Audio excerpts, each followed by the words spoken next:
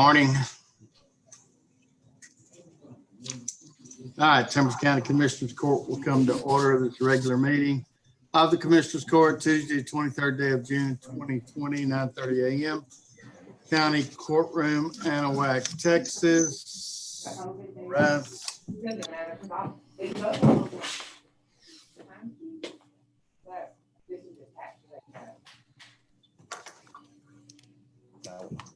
Gracious Heavenly Father, we thank you for this day. Thank you for the opportunity that we have to come and do the business of Chambers County. Help us and guide us through every decision we make and help us keep us safe from the COVID. Thank you, Jesus, for this day. In Jesus' name we pray. Amen. Join us in the pledges. Pledge allegiance To the flag of the United States of America and to the republic for which it stands, one nation, under God, indivisible, with liberty and justice for all. Honor The Texas flag. Pledge allegiance to the Texas, one state, under God, one and indivisible.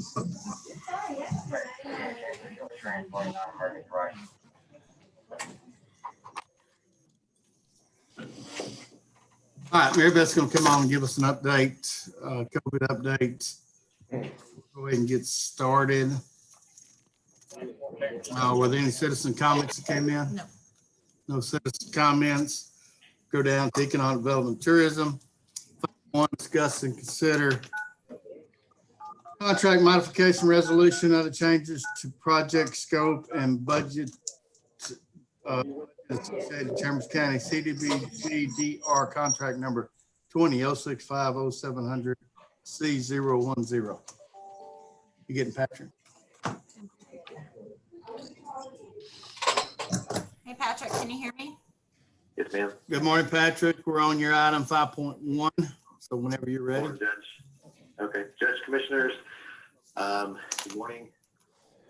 So I had sent a packet for the agenda item, and I don't know if you guys had a chance to review this, but if I could, just kind of briefly go over everything. Essentially what we're doing with this is related to county's Hurricane Harvey, what we call round one contract, which is to pass through Trinity Bay to develop and construct the Hankenberg water treatment plant. And there had been some changes from the application that was last August through what was contracted to the county and to today. And so the main changes to that were that the plant size originally contracted to the county was a 0.6 million gallon a day plant, and the requirements to construct that plant, costs for that plus engineering, had Trinity Bay Conservation District committing $2.7 million to that project. Several things have transpired between last August and today related to Trinity Bay and their ability to identify the finances to cover the cost, rather than turning the contract back or trying to find a new project. We were to solve on a reduction in the plant size from a 0.6 million gallon a day plant to a 0.3 million gallon a day plant, which typically reduced the total local commitment of Trinity Bay from $2.7 million to $362,000. And so, we had been this with GLO over the last several months, sort of all of the, all the issues that were present. What we knew that they would want to have to sort of rectify the contract and, develop all of the contract amendments was, really, for lack of a better phrase, a cleaning up of the contract itself. And so what you see today in the packet is a new sort of application contract resolution, as well as the resolution that was passed last June for this application. And so what we want to do is, sort of recommit, this contract amount in the Trinity Bay match amount which is, reducing it from, again, 2.7 to 362. Because there's a reduction in the overall budget, there's a few other forms in there that are present for your review. One of those is what we call the 424 form, which is a signature form that went with the application. That I believe on the third or fourth page of a particular form that where we identify the budget for that contract with that application, 0.7 was getting, and then the local match. And so since that was reduced, we are, from the 2.7 and showing the 362 Trinity Bay, we're asking that be re-signed by the judge. Obviously, the resolution, there's a table 2, which is the engineering opinion of probable cost for the 0.3 million gallon a day plant. Will be submitted along with the rest of the package to GLO. And then there's a table 1, which sort of captures all of the budgetary items for construction, which the line item there for construction matches to engineering costs allocated to that project, the administration and environmental costs allocated to that project, and to the total cost plus the local commitment from Trinity Bank. And so really this is the cleaning up of the, the entire contract so that, we can present everything back to GLO so that we can show them that beneficiaries don't change of the project as proposed in the contract with the county, but the scope has a slight change and the budget has a slight change. And so I know I went through that rather quickly, but I'd be happy to address any questions you have. And the contract has been finalized Monday. So if you recall, the court gave me and Scott the authority to sign off on the contract, which has been done. With Trinity Bay as well as LJA Engineering, so the contract with LJA and then the memorandum of understanding or local agreement with Trinity Bay are all executed. I see Commissioner Tice disappeared. I'm gonna see if I can get them back on. So we need to make a motion on that, Judge? Patrick, Sure. you want a motion to approve these? Yeah, we'll need a motion to approve these and then just motion for the, approve and have the judge execute the pertinent document. That'd be my motion, Judge. Motion by Commissioner Gore, Second, second by, who did it, Gary? Gary. Yeah. Second by Commissioner Nelson. Yeah, we're looking down. Sometimes your voice is kind of wondering who did it. All right, I got a motion and a second. Questions? Yes, I'd just like to make sure Trinity Bay has already signed this. It's done. It's finalized. Yeah. Okay, Not this, the contract. Trinity Bay Contract. and LJA contract has been done. thank you. Thank you. No other questions? Those in favor? Aye. Opposed? Motion carries. Commissioner Tice did not vote because he's kicked off for some reason. All right, 5.2, discuss and consider mass gathering permit application for the Texas Rice Festival between September 9th, 2020 to October 16th, 2020 at the Winnie Stowe Park. We had a meeting, I guess that was Monday, with Jeff Leger at the Rice Festival. Had a conference call. Commissioner Gore was on it. They would like an answer as to whether they're going to go forward. I told them, my answer right now is no. There's no way you could have the Rice Festival with the way things are. Now, if you want to wait, if it's possible for you to wait and let us make that decision later, we'd be okay with that. But if they wanted to go ahead and put it on and let us vote on it or table it for July, I think, if I remember correctly, they said they're okay with it getting approved or denied in July because they don't have to put a whole lot of money out for bands or anything until then. Yes, sir. That's correct. And we, See us table it, Judge. sir, I'd like to see us table it. They lost out last year because it melted. So I mean, 2 years in a row would be tough to swallow. I know. And I'm fine with that. I mean, if things are still going the way they are right now, I don't, but not to approve the mass gathering. One reason I don't think it will, I can't remember the regulations that the governor set forth, but I don't think it covers anything this large. I know we talked about that. Yeah, and I think the state fair was gonna make their decision in mid-July as well. They were. Lauren pulled that information up, see what the state fair is doing, and they're gonna make that decision, so. All right, I mean, we'll table that, Table it. sir. I agree with about tabling it. Okay, let's table it to July 14th. And then when, on the 14th, we need to be prepared to make a decision one way or the other. And hopefully, like Gary said, you'll be able to go forward with it, but as of right now, it's not looking good. All right, go down to the consent. Whatever y'all want to do. Okay, so we can get an update on the COVID-19 before we go to consent. So you want to put her in? Yeah, she's coming in now. So what happened to, good morning, Mary Beth. She's connecting to audio right now. Okay, There she goes. good morning. Morning. There's Commissioner Tice is back. Okay, Mary Beth, would you give us an update? Yes, sir. Can y'all hear me? We can. Okay. So good morning.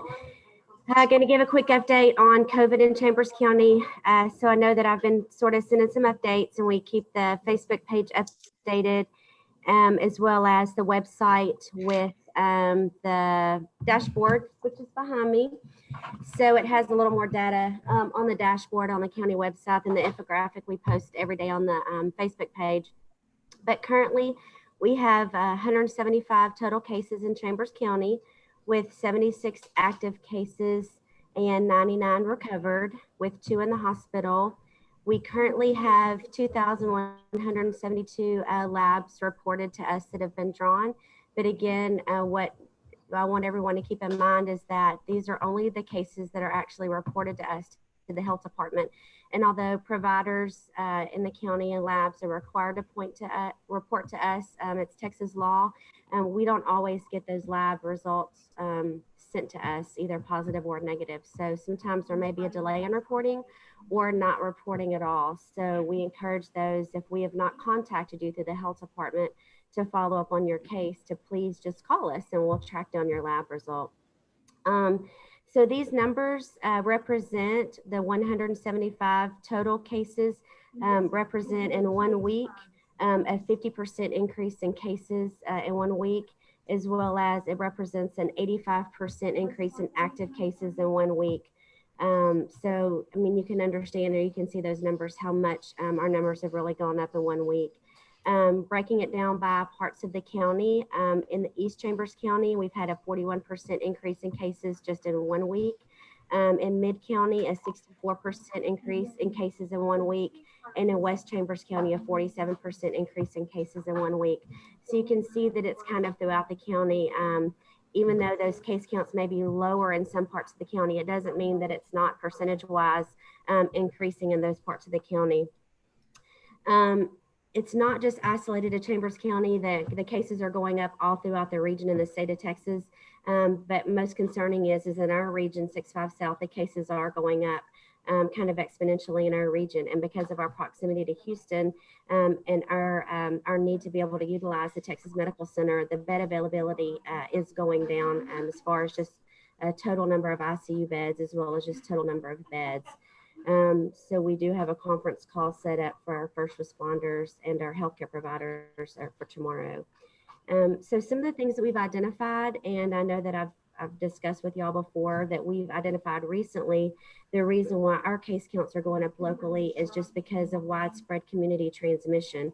Since Texas started opening back up, there's been just a decrease in social distancing, people wanting to get out, which is understandable, but just, that, some travel and gatherings, some transfer in families, and with increase in positive cases and the decrease in social distancing, there's just a greater chance to have more contacts and more chance of exposure. And so this is what we're seeing: more positive cases, the greater number of contacts, and the greater number of transmission.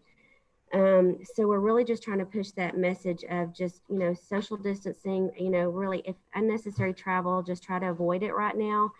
And really pushing the face masks. I know that people are divided on this, and if everyone's wearing a mask, you possibly just don't have symptoms yet, and you're contagious. And if you wear a mask, you're just protecting someone else from getting COVID-19.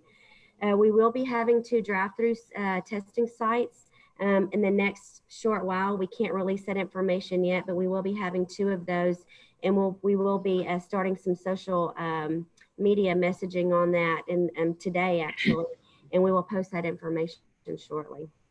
I'll be happy to answer any questions, or I'll be available after this to take any phone calls about it. Hey, Mary Beth, Yes, sir. what's the percentage of people that have you noticed of anybody getting reoccurrence of this after getting it the first time? So actually, I read a news article about it about 2 days ago, and I don't actually have a percentage, but that's a really good question. What we get a lot is questions about people wanting to have the antibody test, and we don't necessarily discourage it. We encourage people to have the antibody test if they want it, but we encourage them to get one that's FDA authorized. There's only a few of them.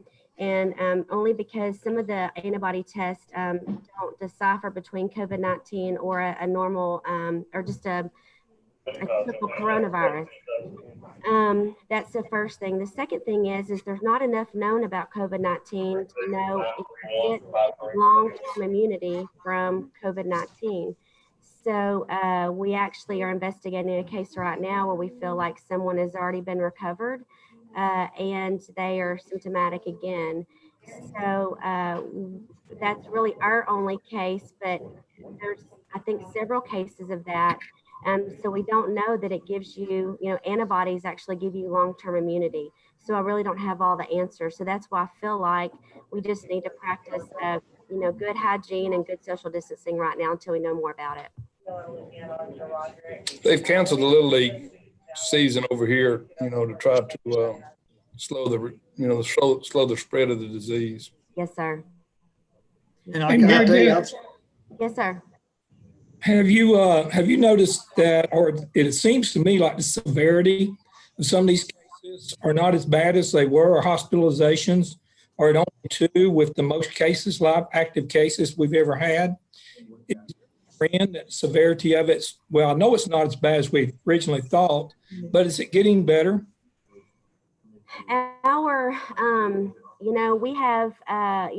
We've had a pretty consistent amount of people in the hospital. They go in, may stay a few days and come out. We have had our average age right now over the past 2 weeks, average age of active cases right now is 31. So it is a much lower age group that is testing positive. But those, those who are in the hospital are sick. And so it's hard for me to say in Chambers County because our age group typically has been a younger age group. So I can't necessarily speak to the severity of the cases, but I will say that those who are positive, who are sick, will tell you that they're sick. And it's even when we count them as what we consider recovered, it does take a while to get over. So, it's hard for me because I don't have a higher age group that are testing positive. So it's hard for me to speak to that. Thank you. You're welcome. And it appears that Memorial Day celebrations really shot up, and we got July the 4th coming up. So, we got to encourage folks to be careful. All right. Anything else? Mary Beth, I'm going to ask you to stay on. We'll go ahead and go to executive session on your items, payroll items. So at 9:54 a.m., we're going to go to 19.6. Approved payroll changes, and we're going to. Or wait. You want to wait, or do you want to go ahead and go Yeah, but we can, while we're in executive session, we can also take one that's under executive session, number 20.1, discuss and consider approving reasonable accommodations for EMS personnel. All right, so it's 9:55 a.m. We will recess to executive session this time. All right, court come to order after executive session, now 11:26 a.m. Got two additional payroll changes from Road and Bridge to add to the payroll change forms to be approved today. One is replacement of Graylin Richardson and it's J. Thomas Jr. At a group 15, what step is that, Corey? I see it, 15-3. And then Justin D. Lindley, a mechanic helper. Is that unfilled position, Corey? Yes. At an 11, step 10. And then the other payroll changes, I'm going to pull JP6 and request him to give an explanation of what he's doing. Approve nurse practitioner increase that's maybe at $200 a month. And then pull Linda Kuntz, Kevin Crump, and Paula Richard.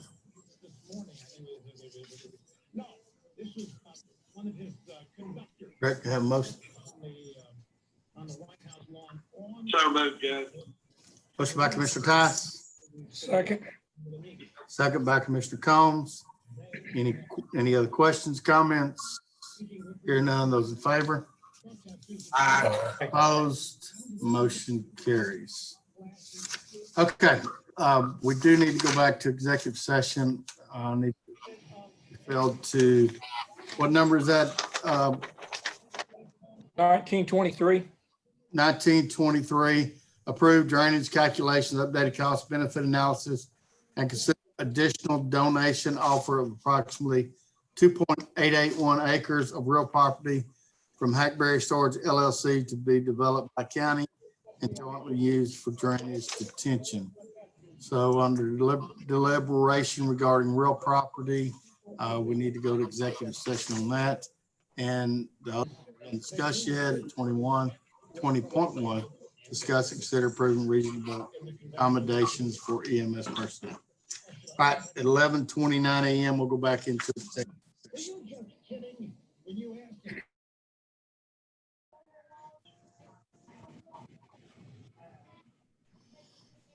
Okay, and we're back on. Okay, court come to order after executive session. It's 12:02 p.m. Let's go to the 20.1, discuss and consider approving reasonable accommodations for EMS personnel. So moved, Judge. Second. Motion by Commissioner Combs, second by Commissioner Nelson. Any questions, comments? Those in favor? Aye. Motion carries. All right, questions on the, let's start with, where we start last time. Oh, Gary was here. Precinct 1, you got questions on the consent agenda? Yeah, they started with me last week. Start with Billy. That's fine. Mr. Ford, Combs, got questions on the consent agenda? Yes, Let's take, before we do, 1928. let's take number 23 on the consent. If you want to table it, is that correct? All right, let's table 23. Billy, go ahead. All right. 19.8. 19.8 is approved vacation carryover. Ramona, Right. 40 hours, Letitia Shop an hour, 40 hours, and Michael Leslie, 28 hours. Go ahead. Okay, question on that. A lot of people need this because of the COVID, but people were off during COVID. Is there a way we could just pay by that time vacation? Because we're gonna have an awful lot of people taking a lot of vacations next year. Aaron's saying there's no budget to pay the vacation. And they're requesting the vacation carryover. Right? Is it good for a year on the 40 hours? Is that right? It's up to y'all.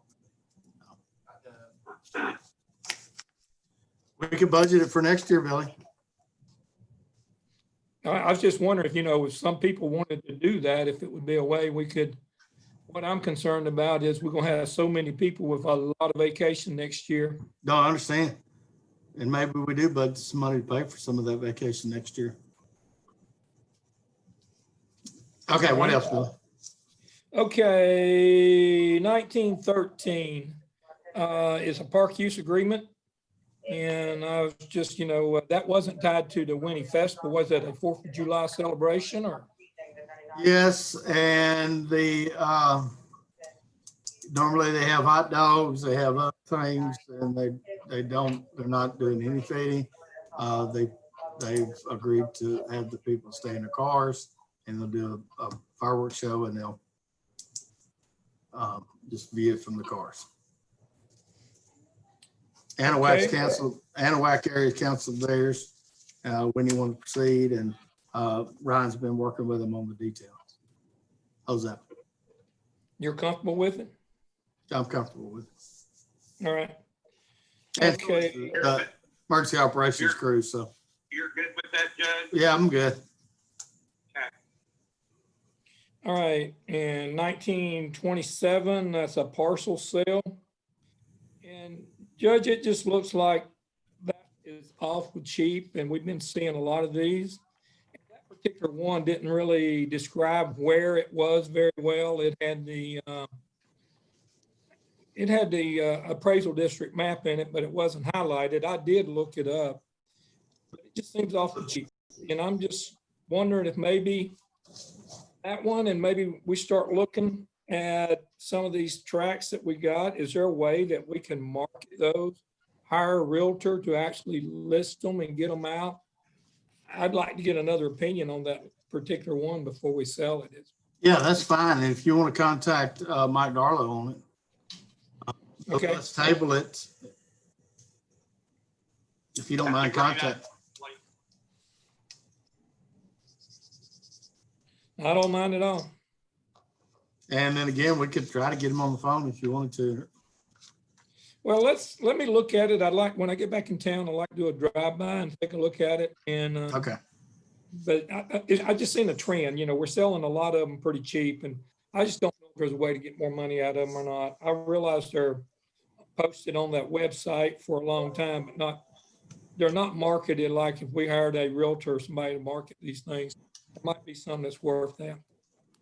Yeah. Okay, 1928. It's for the HGAC advocate. Who are our appointees to that? BJ Simon, That is BJ? and he's agreed to be reappointed. And I didn't think he was on it because it said it was vacant.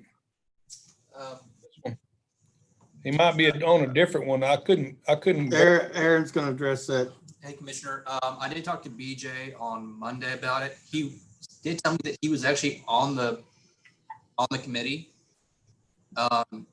So, Maybe we never officially did it, but I suppose so. he Yeah. served on it. But he did serve on the committee, and he said he would do it again. So the answer is BJ Simon. So the answer, we're going to appoint BJ. Yes. But it was. Next time, Aaron, It was on the agenda. let's fill without that any- out with the name on it as proposed. Okay. Yeah, because there wasn't any name on the agenda item. No, it Right. wasn't. It was blank. Yeah, that's what I just told Aaron. Tell Lauren next time when we put one of those on, we'll put a proposed name on it. Okay. All right, what else, Billy? 1929, it's something about an offer, but I don't think there was an offer for a tract of land in our package. I didn't see it. So, I put the address on there. It's the parcel for Miss Till's property, parcel F. Is that lady me and you were talking to a while back, Aaron? Yes, sir. It was. It's the Okay. it's the strip center right by the DA's office. And The one we've been trying to get for a long time. yes, sir. So they did the appraisal. It came up to $135,000. Mark said that she, accepted the offer. So this is to officially make the offer for that piece of property for the Justice Center project. Okay, and that's what the appraisal came in at? Yes, sir. And she, Okay. And also 1930, I didn't have any information on 1930 either. And that was building maintenance. Oh, no, that's 1930. I'm sorry. That's the one where we're adding $97,000 to, FF&E for the Juanita Hargraves Library. Yes, sir. So they had some money budgeted for the FF&E for the library, but uh-huh. they missed a few of the pieces, like some of the security and technology portion of it. So they have some available funds from other projects. So the 97,000 is budgeted and we have it. We're going to use some available funds from different projects that they have completed. And so we're going to move it from a different project. Okay. So the money's actually available. We're just kind of saying, hey, this is what we actually need to cover the FF&E for the library. Can we find out where that money's coming from? From the maintenance capital, I can get you a list of the projects. I didn't include that in there. But it's all out of the maintenance budget. Yes, sir. And this is proposed by maintenance, right? Yes, sir. Okay, that's fine. Okay. All right, So Billy. Anything we else? don't know what job he's robbing to get it, though. No, He said projects that he wasn't robbing, his projects that came under. Excess Okay. funds, right? Yes. Aaron? Yes, sir. All right, then 1931, a sewer force main. It was that for Trinity Bay Conservation District. Just curious why we are actually doing that instead of Trinity Bay. So, yeah, I know a little bit about it, Commissioner. So I think generally how we've handled some of these projects is that we, for the materials and for the construction, my understanding is that we kind of handle that process and the bid process and the payment. Well, the CDBG grants have to come through the county. Yeah. We have to do the administrator on. Right. So we approve it. Does Trinity Bay get a chance to approve it also? Yeah, they'd have to, because they're the one doing the project. It's just like on the sewer plants. And Sam's had a dentist appointment or something today, so she wasn't available. That's all Well, I we got, can- Judge. Okay. I'm okay with that. All right, sounds good. Precinct 2, Mark. See if you get Sam on the phone. We'll. Thank you, Judge. Get right over you, Gary. Okay, I mean. Oh, that's right. I'm going backwards. Sorry. Billy, Gary, precinct 3. Billy hit all mine and I had questions over, and I was just making sure that was, that last one was the grant money that was funding that. And I assume that's what it was. Yeah, It CDA, CDBG. Yeah, that's all I had. He hit every one I had on my. Now, Mark. I'm good, Judge. Thank you. Thank you. Jimmy. I'm good, Judge. Okay. Mo- So Motion for approval. we're tabling, we voted on 6. We're tabling 23 and 27. And then I don't have any notes on any of the other consent items. So I'll entertain a motion. Motion for Consent. approval, Judge. Second, Your Honor. Motion by Commissioner Gore, second by Commissioner Tice. To approve them all except 23 and 27, which were tabled, and number 6, which was previously voted on. Any other questions or comments? Hearing none, those in favor? And motion carries. Nothing further to come before the court. Really go find some air conditioning. I'm Court's going to- adjourned. Thank you all. Thank you.